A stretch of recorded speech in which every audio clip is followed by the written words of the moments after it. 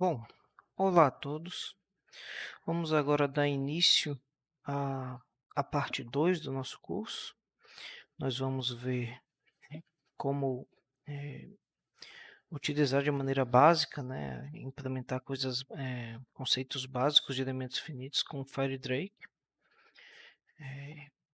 Então, essa parte inicial vai se tratar justamente de uma pequena, vamos chamar assim, né, ousadamente, uma pequena revisão de conceitos básicos de elementos finitos, utilizando FireDrake, né? Aqui, nesse caso, a gente vai se focar apenas em conceitos que são elementares para você ser capaz de utilizar e compreender o que está sendo implementado ali com o FireDrake, né? De forma que você possa ter maior domínio, né? Compreender o que está sendo feito. Após essa introdução, a gente vai ver aqui a solução de problemas de Poisson 1D e 2D. E, por fim, também um exemplo que seria uma extensão natural, né, do problema de Poisson, quase, que é o problema da elasticidade linear, onde a variável de interesse, a variável do problema, né, a incógnita, ela deixa de ser escalar e se torna um problema vetorial.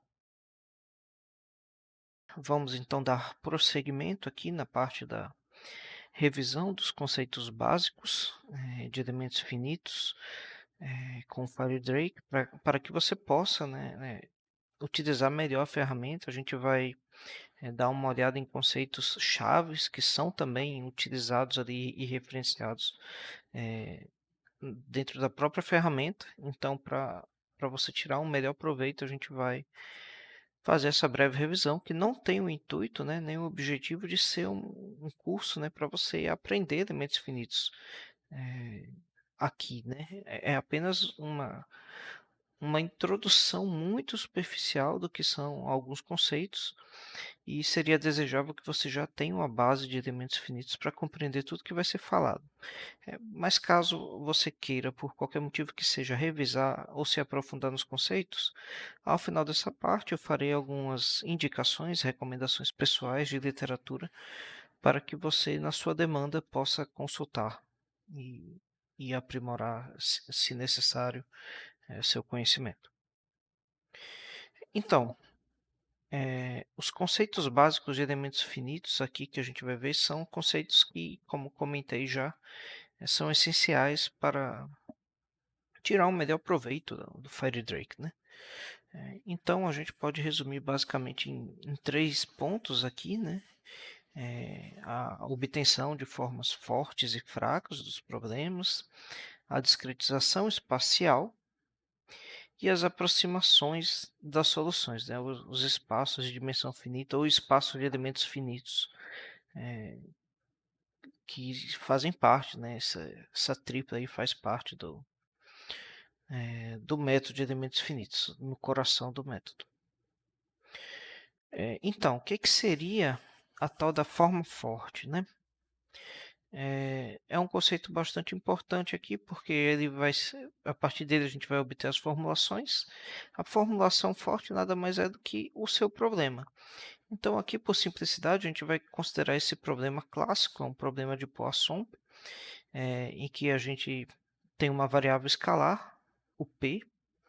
P aqui pode ser, por exemplo, pressão, temperatura, tudo que é modelado por esse tipo de equação, né, a equação da difusão, com o termo fonte aqui, f.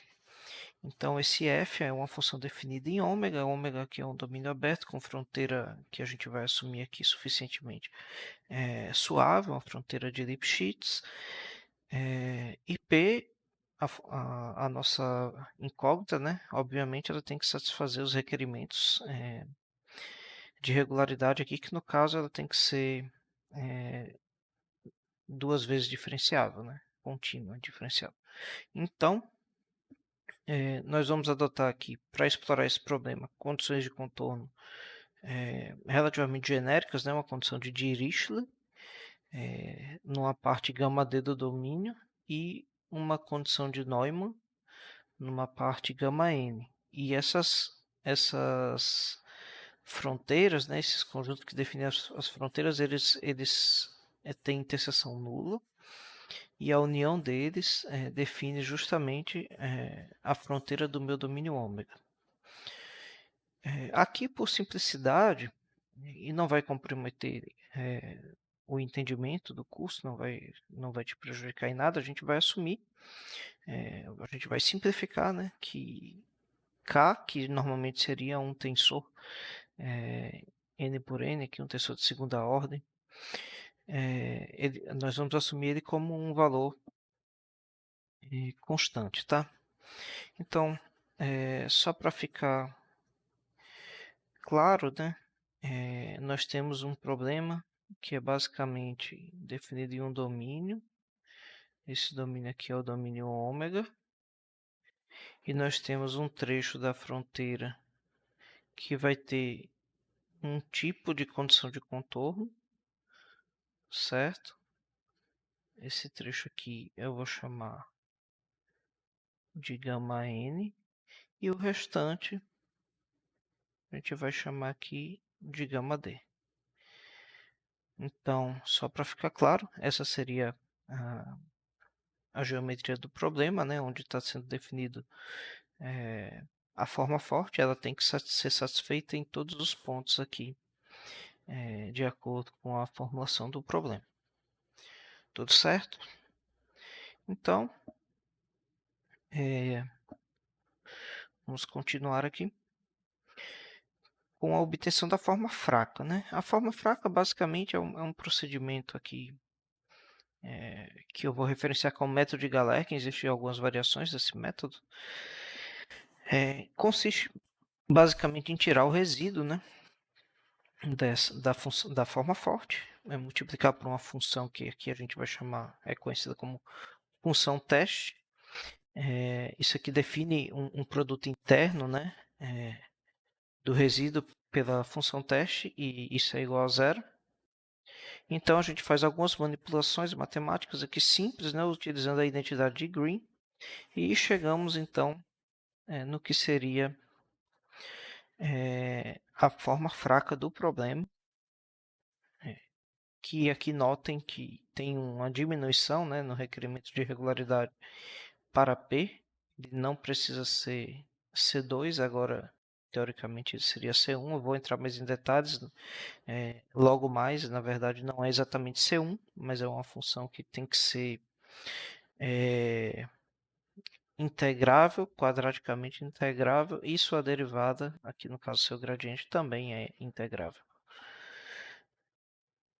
Então, dessa forma, né, nós temos a famosa forma fraca, né? E as funções que compõem a forma fraca, que P e a função teste, Vp aqui é a candidata à solução, né? E V é a função teste, elas têm que ser definidas em espaços de funções. E é o que fazemos aqui apenas como exemplo, apenas para dar uma refrescada na memória, caso não esteja aí lembrando desses conceitos. Novamente, P é a chamada de função candidata à solução, e V aqui é a função teste. São definidos aqui no espaço de Hilbert, e F, a função, o termo de fonte aqui, é uma função quadrada integrável, certo? Enquanto P e V estão definidas no espaço de Hilbert, de forma que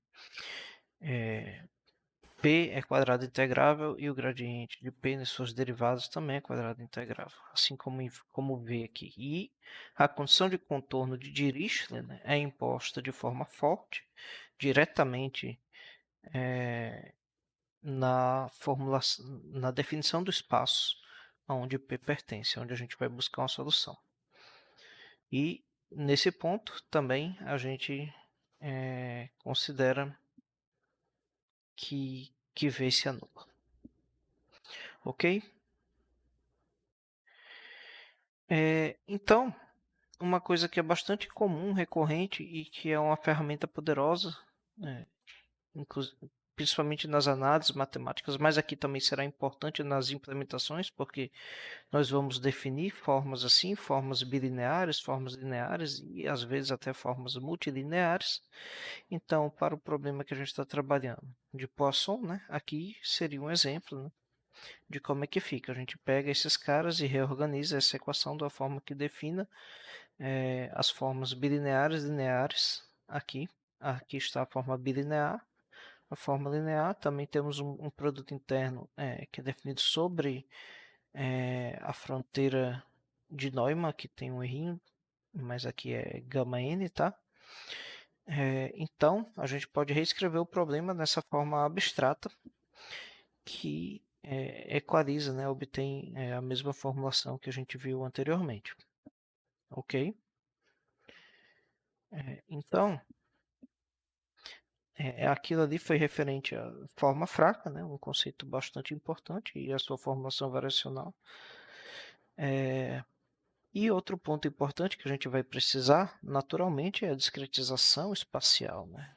Você precisa discretizar o domínio do problema em elementos. Aqui os elementos, essa discretização é chamada de particionamento. A gente vai particionar o nosso domínio, idealmente em elementos geométricos simples, né? No caso 2D, por exemplo, triângulos ou quadriláteros.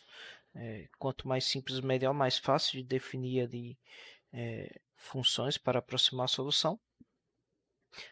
Apesar disso não necessariamente ser uma regra, né? Mas é muito procurado geralmente informações clássicas que sejam elementos com geometrias simples. E aqui a gente vai considerar apenas discretizações conformes, tá? Então, a gente define a partição que aproxima o nosso domínio ômega dessa maneira. A gente cria diversos elementos, né, que pode ser triângulos ou quadriláteros, e a união desses elementos compõe a partição que aproxima o domínio ômega do problema. E como a discretização aqui é conforme, para dois elementos diferentes, a interseção desses dois elementos pode ser vazio, né, caso eles sejam desconexos ou distantes um do outro. Pode ser um vértice da nossa malha ou uma aresta, né? Então, basicamente, o que pode acontecer, né? Vamos fazer aqui um caso bem simples, né? Nós temos aqui, vamos fazer com elementos triangulares, certo? Imagina que tudo aqui é uma reta. Então, tudo isso aqui é permitido, tá? Aqui, interseções onde tem vértices. Então, aqui é uma interseção de aresta, tudo isso pode acontecer. Não tem nenhum problema. E esse elemento, por exemplo, a única interseção que ele tem seria com esse elemento aqui, seria esse vértice. Mas imagina que a gente tem um elemento aqui, né? Também. Então, nesse caso, a interseção desse elemento com esse elemento, ela é vazia. Então, tudo isso aqui é permitido. A gente contempla diversos tipos de malhas assim, né? Malhas conformes. O que não poderia, né? Apenas para dar um exemplo, o que a gente não vai considerar aqui durante esse curso são aproximações não conformes, que eu vou dar um exemplo aqui, tentar dar um exemplo aqui que seja rápido e fácil. Novamente vamos considerar aqui um domínio que estamos solucionando o problema. Digamos que a gente tenha os seguintes elementos aqui. Digamos que, imagina que aqui coincidiu, tá? E aqui nós temos dois elementos triangulares. Então, o que aconteceu aqui? Para esse elemento de baixo, a interseção desse elemento com esse não é uma aresta completa, tá? é uma parte de uma aresta desse elemento aqui, ainda sobra essa parte. Então, ele não cai nessa definição. Esse vértice, essa aresta aqui, a definição aqui não ficou clara, mas tem que ser uma aresta completa. Então, não satisfaz aqui a condição de conformidade. Então, é o tipo de coisa que a gente não vai poder, que a gente não contemplará nesse curso, apesar de ser totalmente possível você trabalhar com formulações não conformes com o Firedrake, com malhas não conformes. Tudo certo? Então, vamos continuar aqui. Então, agora a gente já sabe a discretização espacial, sabe a forma fraca. O que a gente precisa é trabalhar com espaços de funções de dimensão finita. A gente precisa trabalhar com espaços de elementos finitos, o famoso espaço de elementos finitos, que nada mais é do que aproximações, né, para os espaços que a gente tinha mencionado anteriormente, H1, L2. Então, a gente vai definir aqui de maneira bastante conveniente essas funções que se aproximam desses espaços, ou estão contidas dentro desses espaços, e que satisfaçam também os requerimentos de regularidade do problema. Então, o que a gente tem aqui, por exemplo, a gente pode definir, lembrando que a gente definiu um U anteriormente, né? Aqui a gente tem um U, que é o espaço das funções candidatas à solução. Uma das funções que compõe esse espaço será a solução do problema, né? Então a gente está aproximando esse cara por um espaço de dimensão finita ali. E a aproximação que a gente está fazendo aqui, apenas para exemplificar, né? É uma aproximação que define polinômios a nível de elementos, né? Localmente em cada elemento. Polinômios de grau até k aqui. Então a gente tem que, em cada elemento, nós temos essa função local, né? Polinomial. Isso acontece para todos os elementos. E a gente impõe também a condição de contorno, né? Quando esses pontos, né, estiverem sobre o contorno, a gente vai impor diretamente, né, no espaço que ele vale o valor da condição de Dirichlet que a gente adotou ali no problema. Então, esse aqui é só um exemplo, tá? Nesse caso, se você pegar e fizer com k igual a 1, nós temos que esse U discretizado aqui, ele está contido no espaço H1. Então, ele cumpre com os requerimentos de regularidade do problema e também fornece uma forma discreta de a gente poder definir funções a nível de elemento para poder usar essas funções como aproximação da função que a gente quer obter como solução do nosso problema. Então, resumidamente, né? No Firedrake, a gente precisa da famosa tripla de Ciarlet, a definição genérica de elementos finitos, né? A gente precisa de uma partição do domínio, obviamente com alguns requerimentos de regularidade aqui. A gente precisa definir a natureza das funções a nível de elemento, né? Ou seja, definir os espaços de elementos finitos aqui, UH, VH,